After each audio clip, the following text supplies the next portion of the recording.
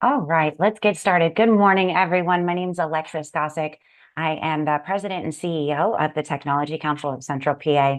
Thank you so much for joining us this morning for our today's tech session with CrowdStrike. And we have John joining us this morning on behalf of CrowdStrike to facilitate today's session. So thank you to John for joining us. Um, do want to take a moment before we turn it over to John and give a shout out to our investors that are either present with us on today's call or will be joining us at some point in time. Bear with me, I have a bit of a list today. Harrisburg University, Capital Blue Cross, Select Medical, Comcast Business, DQA Communications, and Members First Federal Credit Union. Thank you, thank you, thank you for your support. You are the reason that we can continue to do great and wonderful programs like these. Just as a housekeeping item before we dive in, we are recording today's session. I also will be getting a follow-up email out to everybody following today's session that will contain a link to the recording in case you need to refer back to it. It'll also contain John's contact information. So if you have questions, if you're percolating about something, if you rewatch the session and go, you know what, I should probably reach out to him, you'll have John's contact information so that you can reach out directly and get any information or support that you may need. I think that that's all the housekeeping business that I have to handle this morning, John. So I'm going to go ahead and be quiet and turn it over to you. Take us away. Excellent. Yeah, thank you so much, Alexis. And then good morning, everyone. My name is John Trotman. I'm a solutions engineer at CrowdStrike. My job is in essence is to help prevent breaches. Generally, I do that by helping folks test out CrowdStrike tools, learning about like what they need security wise, and then seeing if our tools can help address their needs and reduce their overall security posture. Today, I get to do something a little bit different with a bit of a threat brief. So my hope, my intent is that by sharing this information and some very specific details about threats that us at CrowdStrike are seeing, for you all, everyone on this call can take away some knowledge and hopefully some action items that they might take within their role or their organization to help improve your security posture. For us, I'm going to focus specifically on new and advanced persistent threats that we're seeing when it comes to social engineering. Before I do start off, I'll give like a brief overview about this presentation, where this information comes from. I will say that, and I told Alexis this prior, this is actually a brief snippet of an overall like larger presentation that we at CrowdStrike do each year. It's actually from the Global Threat Report. I'm not sure if anyone on this call is already familiar with the CrowdStrike's Global Threat Report. Sometimes we call it the GTR. But I'll give you a brief snippet of this. We do talk about a number of themes that we pick up each year, but I'm going to post this in the chat right now. Since I might, with the screen share, I might not have it later. But if you see this presentation and you say, hey, I would like to know more, here are a number of different resources that you can go to immediately after this to get more information. The first one is we're doing a full presentation of this threat report on March 20th. It's a virtual presentation. We call it Cyber Threat on Tap. The second one, we have a podcast, the CrowdStrike Adversary Universe podcast. This is where one of our field CTOs and folks from our threat intelligence team come on nearly weekly to talk about new things that they're seeing or specific adversaries that are attacking different business verticals. And the last one, this is a great one for you all. We have a roaming, not a concert tour, but an event that travels around both the Americas and Europe. We call it Crowd Tour. It's specific, it's focused on threat intelligence as well as how CrowdStrike utilizes that in our products. There will be one in Philadelphia on May 5th, so I included that link there. So with that information, I'm going to go ahead and kick us off here. So like I mentioned, this is a brief snippet of a larger global threat report. And I worked with Mitch and we picked out information like what is most helpful for you all today. So looking at this, let's go ahead and dive on into our agenda. I'll give you a brief overview of our global threat landscape as we see it from our report. I'm going to focus in on education-specific threats, and then if time, I don't think we'll have much time for Q&A. We got a briefer session here, and then not a demo today. So, for anyone who's not aware of our global threat report, each year we do highlight an overall theme. This year we called it the Year of the Enterprising Adversary. One of the reasons for that is as we've tracked adversaries over the past, you know, 5, 10 years, we've seen growing tactics. This year, we've seen adversaries growing novel ways to bypass traditional defenses, whether that's EDR or identity protection, really navigating into what we describe as cross-domain attacks. So for us, the real value of this, the Global Threat Report, is just the ability to take a step back from the day-to-day incidents, detections, tools, implementation, risk posture, and just seeing macro level shifts over the course of both the year and the past decade. So with that, that's a brief introduction about what our report, what we aim to do and how it might help you all.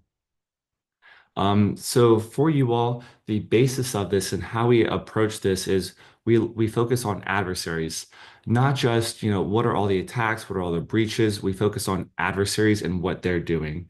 Here at CrowdStrike, we tell folks you don't have a malware problem, you have an adversary problem. So by understanding what these folks are, how they're organized, what they're trying to do, and how they're trying to accomplish that, and how they might change over time, we think that that's a key way for us to not just address the risks that they pose, but be ahead of it. Sometimes I tell folks it's like if for you all, if we do watch hockey, don't go to where the puck is, go to where the puck is going to be. So that's our aim as we focus on adversaries versus just what's going on. Who are the adversaries? How are they communicating, working together, collaborating, and what are they doing to achieve their goals? So our third report is focused on adversaries. We break this into three high-level categories: nation state, e-crime, and hacktivists. Nation states traditionally motivated for it can be sabotage, disruption. I was at a conference this past week. Folks were talking a lot about political disruption when it comes to a cultural attack on institutions and trust in America. Nation states, these are generally organized from the state. Sometimes it is with state support. Um, for us, and we might say Chinese-based nation-state threat adversaries. We'll call those pandas. Russian-based nation-state adversaries, we'll call those bears, and so forth. Beyond nation-state, we have e-crime adversaries. These are folks who are not directly tied to nation states. Sometimes there might be loose affiliations, but e-crime you're more familiar with. These are folks who, in general, are more financially motivated. They might, historically, we've seen these folks engaging in simple credential theft and wire fraud. These are quite, smash and grab attacks on organizations.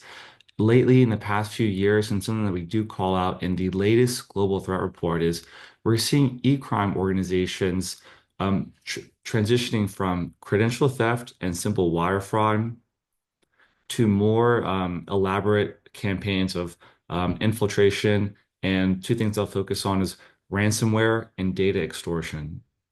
So for e-crime organizations, and within the e-crime ecosystem, we're seeing more segmented roles and responsibilities. And because they're doing that, they're able to carry out larger enterprise attacks on organizations. So instead of just a group of, one, two people stealing credentials, committing wire fraud, we're seeing larger organized groups of individuals on the dark web, cooperating, collaborating, acting almost like a startup business to carry out larger attacks, resulting in ransomware or data extortion. Lastly, hacktivist-based adversaries. These are folks who, in general, are loose, have some loose kind of political or ideological motivation. In general, those attacks tend to be disruptive in nature, whether it's defacement or denial of service. We see these around things like around Palestine, political regimes, and so forth. So at the highest level, here's how we organize some of these threat actors. I don't see chat, but one quick note I did want to mention here though is if folks do have questions, if you can just come off mute, just ask them. And then Alexis, I don't know if you do see any questions in the chat, you can let me know. Okay, Sounds great, John. Will do. perfect. A little bit deeper dive into what we see within global adversaries. CrowdStrike today tracks over 250 different adversaries. I mentioned that we have a naming convention for these. In the far left, you'll see criminal. These are e-crime organizations. We call those spiders. In other areas, in the top left, you'll see North Korea. We call those Kalima, China, Panda. That's how we organize those. Highlighted across this board are some of the 26 new adversaries that we've categorized in the past year. So that's a new one every other year. So we see these organizations for different reasons, both expanding and proliferating. One last thing I'll mention here when it comes to what we're seeing on the adversary landscape is we're also tracking 140 malicious activity clusters. For those of you who haven't read the report, an activity cluster, we describe that as um, potentially loosely organized e-crime or nation state activity. It's activity that appears to be related to a singular campaign, but it's not yet pinned on a specific adversary or a named adversary. So in the next year, we might, as that activity continues, we might be able to definitively classify those as a specific adversary. Oh, I mentioned e-crime, and you can see here a number of highlighted new adversaries. One thing to note here is we've also picked out new adversaries. Two examples that I read from the report are one in Egypt, two in Kazakhstan. For those of you who do enjoy threat intel, reading about geopolitical conflict, e-crime or nation state cyber adversary groups, it's a useful means in the negative sense because in general, these are low cost, high impact, ability to achieve objectives, whether it's political or e-crime, and at times they can be deniable. So this is a quick overview of like our adversary universe. I mentioned that for you all, I wanted to dive into like very specific and actionable things that will be useful for you, your role, and the organizations that you support. And this will be exactly it. I want to focus and hammer in on what we're seeing in changes in social engineering. A few numbers that I'll just call out right now. In our global threat report, we've noted a 442% increase in voice-based phishing. And so that might be a phishing attack. It can come in different forms, but it's when an adversary will actively call a target user. They might mimic, hey, I'm help desk. You know, we noticed that your desktop was compromised. Take these steps. They might mimic an end user. Hey, I'm on the board of education. My laptop's not working.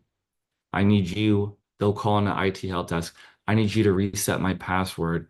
I have very important work to do right now. I need you to do this right now and send me this email, or just tell me the reset code. So we're seeing a dramatic and significant increase in voice-based phishing. Part of the reason we do that is for this second number here, a 50% in access broker activity. If I was in a room, I would ask, show of hands, has anyone heard of access broker activity? For us, I'll just speak to it. An access broker is within the e-crime organization. An access broker is someone who specifically specializes in just getting credentials.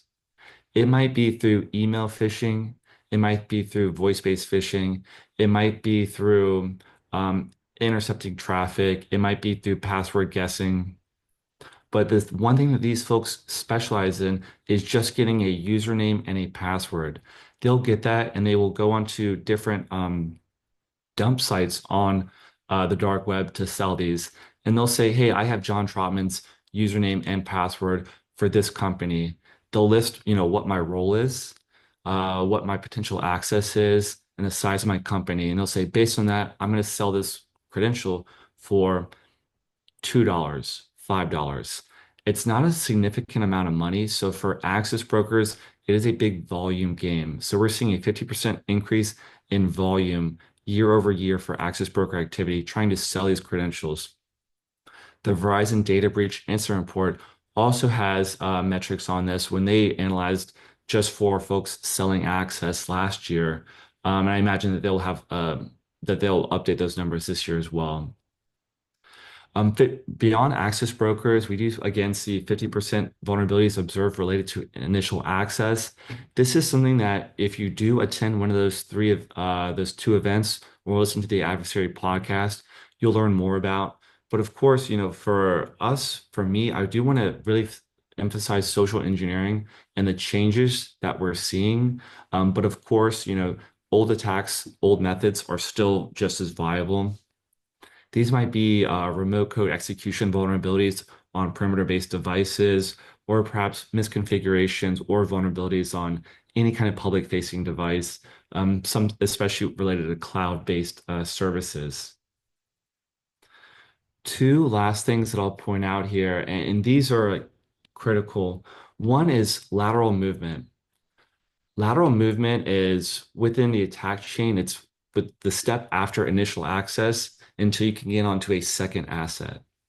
When I was in grad school and I took a pen testing class, they taught us, hey, once you get one box or one account, your job is to try and get four more. The reason is because that first account, that first computer that you hop onto, it might raise alarms, whether it's, AV, EDR, or something else. Or maybe the laptop just goes offline. So my job as a pen tester, and for us, we're talking about adversaries, is to gain persistence. So for them, as soon as they get on that first box, they want to get on, 10 more boxes or 10 more accounts. Lateral movement is the ability to go from step one, from one beachhead to 10 more beaches heads. We've seen the fastest breakout time at 51 seconds. This information comes from both our managed detection response team, we call them Falcon Complete, but also, and I'll pause here to say that these numbers are informed by our managed detection and response team. So these are customers who, have CrowdStrike support and defend their organizations, as well as our threat intelligence team, as well as MDR service and our threat intelligence team. Sorry, I just saw this pop up for someone in the break room. I lost my train of thought. One thing I really want to emphasize about breakout time is when I started in cybersecurity in 2018, I know it's not the longest career ever, but when I started as an MSSP, I would come into work at 7 a.m. and I would see a whole host of, folks attacking like perimeter devices with remote code executions. And then maybe 6, 7, 8 hours later, you might see follow-on activity. This was like a wide, I'm going to cast out 1,000, fishing lines, and then I'll come back later in the day and see which ones have caught. That's what I used to see, 8, 10 years ago in the field. Today we're seeing when folks are truly just going out there and they're trying to get that hook and immediately within that first, as soon as the line pulls, try and get that lateral movement. So for me, this is significant. It's changed quite a lot since only just 7, 8 years ago. So it's 51 seconds, fastest time for lateral movement. And then lastly, stealth. We're seeing 79% of attacks detections were based on hands-on keyboard activity. This is a big one. It's not just malware. Malware, we do talk about it more thoroughly in the Global Threat Report and ad nauseum throughout, the years that we've presented this report. Malware is expensive to produce. It can be clunky. It can be easier to detect when, as compared to some folks who might just have hands-on keyboard access to a target box, they might be using the same commands that our system administrators are using, or perhaps anyone who is generally familiar with PowerShell might be using. So for them, using hands-on keyboard activity is a way, is an attempt to try and bypass traditional detection mechanisms. The big things I want to highlight here are one, 50% increase in access broker activity, to over 400% increase in voice-based phishing. So it's not the, hey, if an email is misspelled or seems like it came out of the blue, ignore it. These are much more targeted phishing attacks on our folks, on our employees and our colleagues. And then lastly is 51 seconds to the fastest lateral movement. As soon as they get that first box, they're going to immediately try and get onto a few other hosts, servers, or accounts. Um, this is all coming into, this is the biggest thing that I want to highlight for you all in the short time that we had today, is within social engineering. So, as adversaries, continue to expand, continue to proliferate, they want to hit our weakest link. And again, that in general, as much as we might train our folks, our weakest link, the soft underbelly of our security posture, continues to be our humans.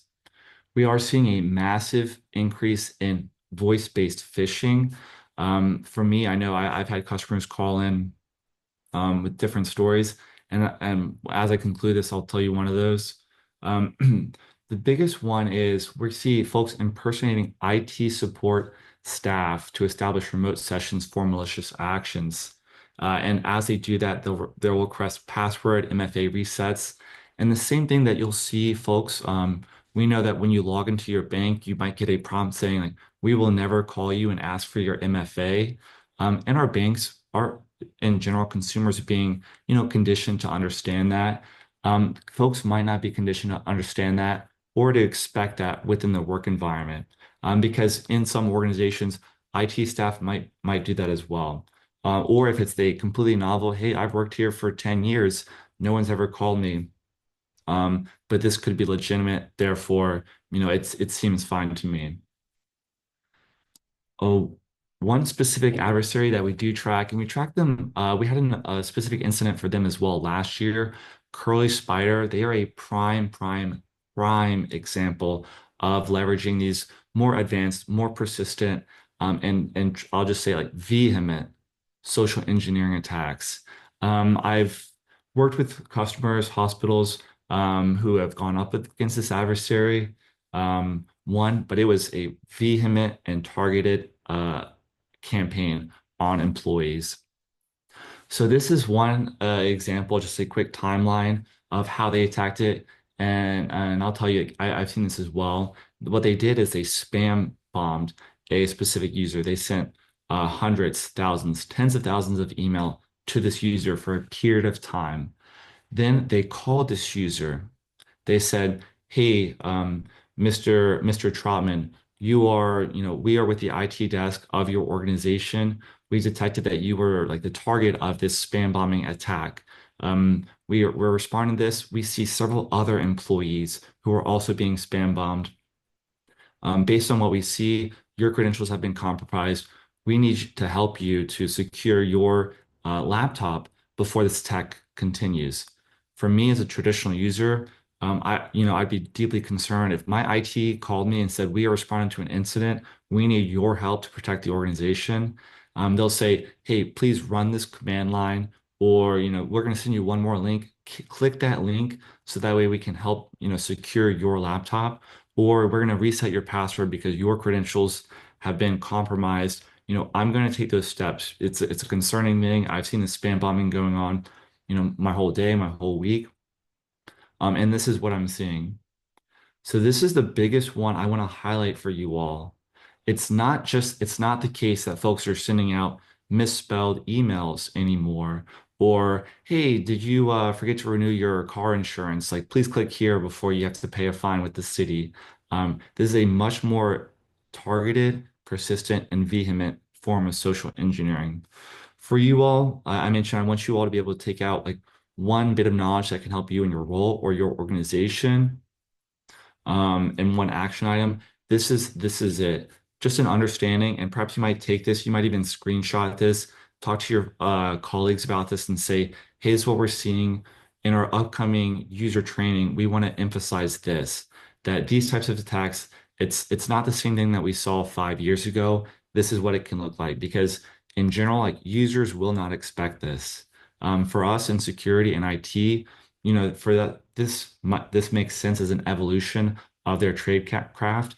But for other folks who were caught up in their day to day, they're completely caught off guard. So this is one example of Curly Spider, and it shows, from their initial spam bombing, calling the user to get initial access. For them, they did use a curl command. I'm going to show you one screenshot that I saw in the field recently as well. But from that curl command, they were able to run arbitrary code on the host machine in order to deploy. For this case, it was a backdoor for persistence mechanism. And in this case, fortunately, CrowdStrike Overwatch, that is our threat hunting team, proactive threat hunting team, because they see this across our entire customer base who uses a sensor. They see even just this one line of script to the back door. They said, hey, we've seen this before. We know that this is Curly Spider. We're going to go ahead and flag this and alert the customer to it. So in this case, it's fortunate they had a threat hunting team who's well aware of this. We report on it, we write it, document it, and so they were able to stop this. One last thing is, and this is just an example, this is outside of the global threat report. This is just something I saw in the field. This goes along with these targeted specific social engineering campaigns.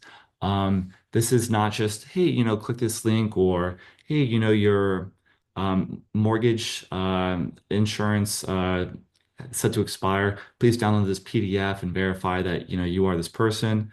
I've also seen this one. It's a malicious CAPTCHA saying, hey, I'm not a robot. And this one shocked me when I first heard about it. They said, yeah, the customer downloaded a script and ran it. And I said, do we really have like general users downloading, copying PowerShell command, opening a command line?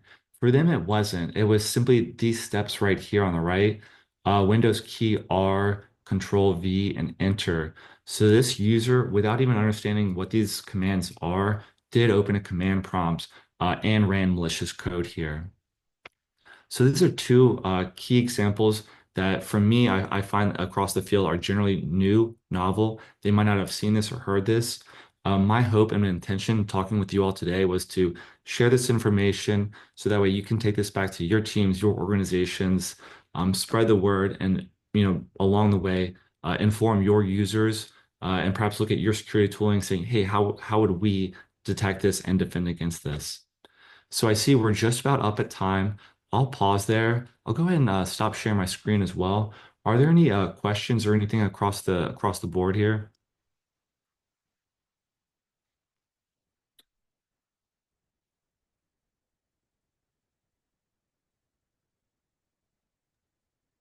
I always like to give an extended pause.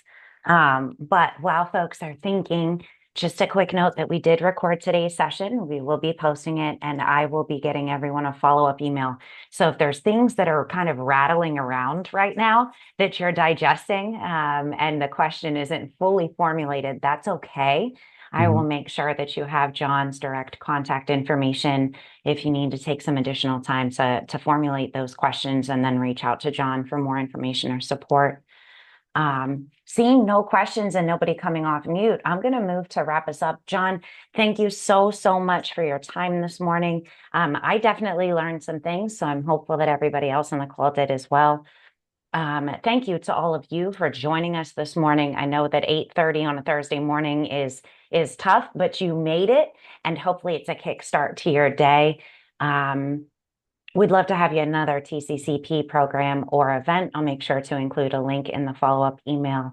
And that's all I have for you today. I hope you have a wonderful rest of the day. And if the sun comes out, please go make sure to enjoy it.